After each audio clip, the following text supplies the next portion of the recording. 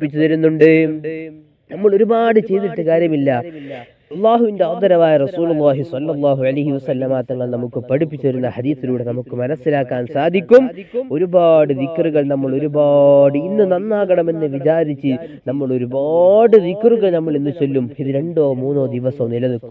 അതുകൊണ്ടൊരു കാര്യവുമില്ല.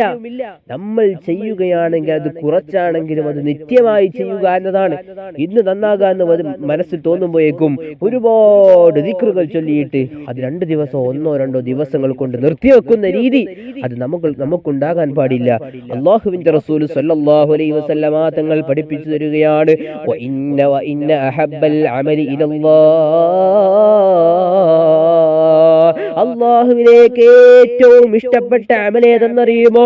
അമലുകളിൽ അല്ലാഹു ഏറ്റവും ഇഷ്ടപ്പെടുന്ന അമലുകൾ അത് അദ്വമുഹു വ ഇൻ ഖല്ലാ, സ്ഥിരമായി നിങ്ങൾ ചെയ്യുന്ന അമലുകളാണ്. സ്ഥിരമായി നിങ്ങൾ ചെയ്യുന്ന അമലുകൾ അത് കുറച്ചാണെങ്കിലും അല്ലാഹുവിന് അതാണ് ഇഷ്ടപ്പെടുന്നത്.